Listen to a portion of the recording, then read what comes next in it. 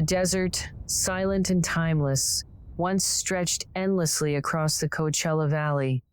But the winds whispered of change, a dream that would harness this force of nature to power the future.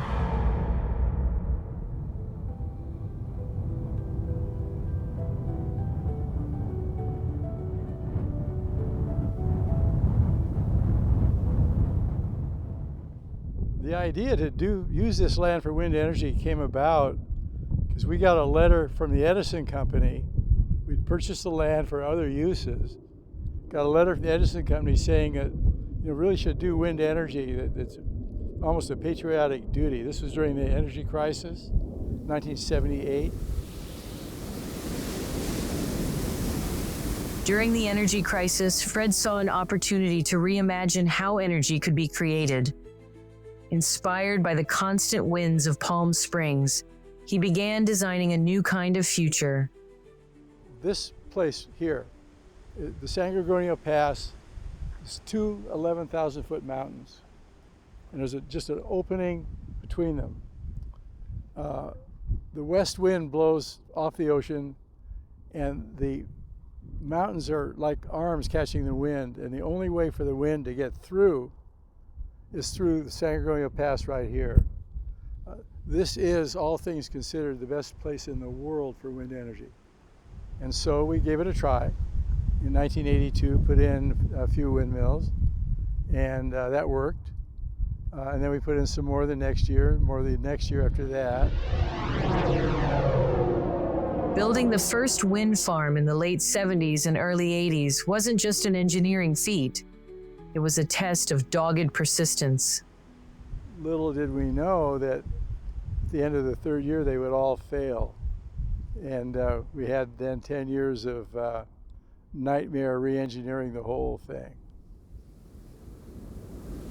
The technology was new, the risks were high, and the path forward was uncharted. Once he got started, Fred faced resistance from all sides, the utility companies and the local community. The biggest challenges we had were several. Like any new business, financing, which is always a problem, but we dealt with that. We had great resistance from the utility companies once it got started. The entire industry was, utility companies were not pleased that wind energy worked. And there were about 10, 15 years there where we had great difficulty with them, my company and everybody else. The technological problems were the greatest, however. Nobody understood the engineering of a modern windmill when they started. He realized it wasn't just about wind turbines. It was about winning hearts and minds. California was way ahead of everybody else in encouraging utilities to do that. So the state was, helping. Local governments were aghast. They were appalled. They'd never seen a windmill. And in the early days, we had auditoriums full of people opposing it. Fred, the engineers, and the energy companies had to address the public's and the environmentalists' concerns about land use, wildlife, and the impact of this new form of energy production on the Coachella Valley. In Northern California, Altamont Pass was a very serious problem of windmills killing eagles. Here, we don't have the problem because the eagles don't come down here. But the birds are smart, and these new machines, the blades move very slowly. And so we've been blessed. We have not had an issue of killing birds here, although it does happen in some places. Step by step, turbine by turbine, Fred's dream began to rise out of the desert sands. In 1982, it became a reality. The first turbine in Palm Springs turned, generating clean energy for the valley and paving the way for a new era in renewable energy. Through trial and error, the windmills advanced in design to be more efficient, thereby reducing the number of wind turbines. There was a period of time when we had over 200 windmills that just failed, and we had to figure out how to make them work, and that was not exciting. And the correct engineering theory came from Denmark when the Danes sent over their first round of windmills, and that was marine engineering. To this day, if you look at the drive shaft in a big windmill, it's like the drive shaft in a ship. Somebody woke up after millions and tens of millions and hundreds of millions of dollars were lost on aircraft design and realized that if you use enough steel, it won't break. And it doesn't have to fly, so it can be heavy. That was sort of a light bulb. Our wind power generates electricity distributed across the grid to meet demands in areas including Los Angeles, the Bay Area, and much of Riverside County. Each year, this system produces enough energy to supply nearly 250,000 homes, 10 times the number of homes in Palm Springs.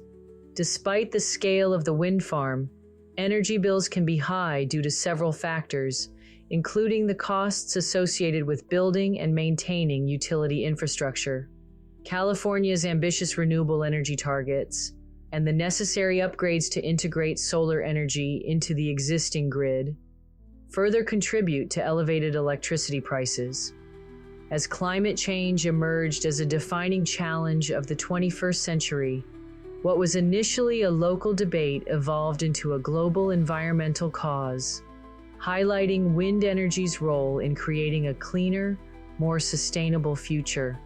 However, the success of wind energy has brought a new challenge: determining how to responsibly manage and replace outdated turbines.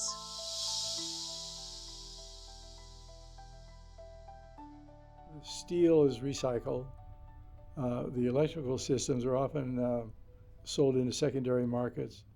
There are pumps in Africa running old generators out of old windmills have become motors running pumps overseas. The question, what do you do with the blades? Because they're fiberglass. And so people use them for structural members in buildings some places. Too many of them go to dumps. My favorite suggestion is, and I've had the idea has not caught on with the marine people, but the old blades have no oil in them and no hydraulic fluid. And they would make wonderful fishing reefs because, they take old ships now and sink them and they make fishing reefs. And you take a pile of these old windmill blades off the coast of Santa Monica, the underwater is a desert. And you could have fishing reefs that would create tremendous ecological benefits. Fred Noble's work didn't just power homes, it inspired a movement. Today, his wind farm stands as a testament to what's possible when vision meets perseverance and innovation, while always looking forward with a focus on sustainability. Learning from his father kept Fred going. When it all looked dark, he remembered what his father said to him, something he believes every great entrepreneurs follow. A lot of people go 99 yards. The difference is those who go 100 yards. Fred's turbines power homes, but his story powers hope, a reminder that one person with a vision can change the future. The future is spectacular in terms of energy, in terms of the person is alive now somewhere that's going to understand gravity. That hasn't been determined yet, but if you look at inventions, the path of inventions over centuries, we're overdue to have somebody figure out gravity. I mean, my grandmother traveled in a horse and buggy and lived to see an Earth satellite in one lifetime. She saw automobiles, she saw electricity, and a satellite. And so the person is alive who will figure out gravity, and that will be a prime mover for energy, and it will take people to the planets and the stars. It's here. We don't know it yet, but it's here. And AI is probably going to be the thing that breaks it open and gives the people the ability to make computations in 5 minutes that used to take 50 years. And so the future, what do I think is going to happen? I think it's unlimited. It's unlimited. From the windswept desert of the Coachella Valley grew a pioneering wind farm that also sparked innovations in natural gas, battery storage, and solar power. Yet it's not just the wind turbines that will shape the future. It's the engineers who dream, the policymakers who guide, and the voters who demand change. Together, they hold the key to the sustainable world we all aspire to create. And with Fred's unwavering 100-yard persistence, the next generation stands ready to build upon his living legacy, driving us ever closer to a cleaner, brighter future for all.